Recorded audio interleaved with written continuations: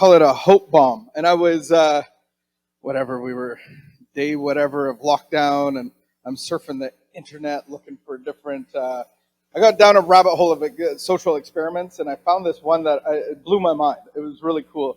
And it's a professor at Johns Hopkins University in 1950, Kurt Richter. And he did this psychology experiment with drowning rats. So if you like drowning rats, and there are some rats that got hurt in this story gravely, but it's for a good point. I have rats at my house. Does anybody have rats? No one wants to admit to that, eh? Anybody have lice here? No. Anybody got the COVID? No one's like, I got rats.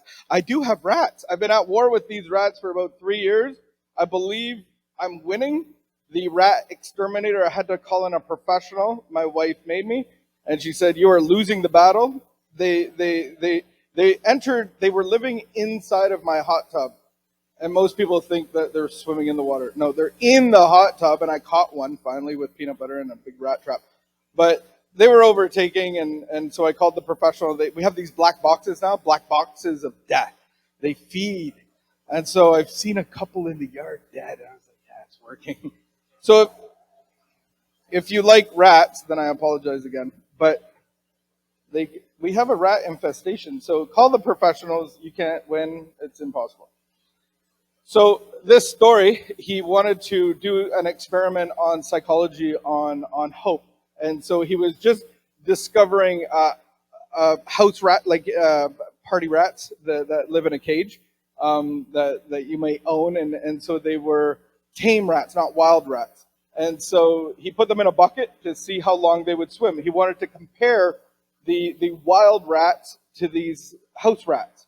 And so the house rats and the wild rats went swimming in a container, and all of a sudden, in a very, very short time, which shocked him, the wild rats gave up and died and sunk. They didn't make it.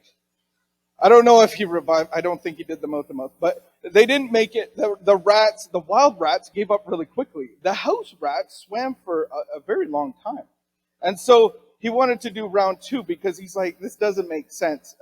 Wild rats are very strong. They're amazing creatures, amazing animals. And so he redid the test, and this time he put the wild rats in again, all basically the same strength, same ability, same color. And so as soon as they were sinking, on the verge of going down, they took their last breath, and he picked them up.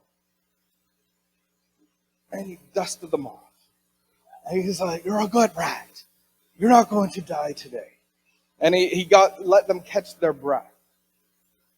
And he did the same thing to the house rats. And so they caught their breath. So we put the house rats back in.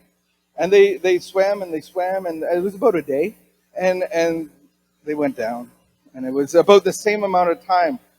But the rats that he saved after that, about 3 or 5 minutes, he pulled them back up after they gave their last breath, and he put them back in.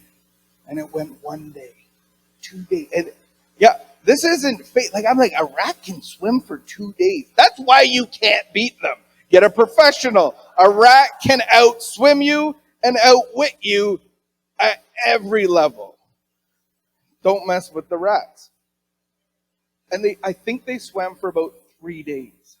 That is amazing. And the difference was not that they couldn't do it, but they didn't have any hope. And so that little glimmer of hope that they got saved once made them go, that might happen again. And that's what we have with our stories. Diego's, Michelle's, John's, everybody that performed and gave you a little bit of hope that, hey, that guy struggled with that. Wow, I'm struggling with that. I haven't told anybody that. But there's a little glimmer of hope that you don't have to drown and you just give up, because what's the point? And so I think that's what the hand of all of us do. We pick each other up by the scruff of the neck. Come on! And I thought of my relationship with God, and He speaks to me in different ways. And I had lost a friend, and this was many years ago, and I lost a friend, and I couldn't understand why. What would be the point of that? Addiction took him out, and he was leading a Bible study at a high school, and he was doing really good in church and going to meetings and being such a positive influence, and he lost his life due to opiates. And I was really upset. It was very confusing. Why would that happen? Why would you do that? Or let that happen?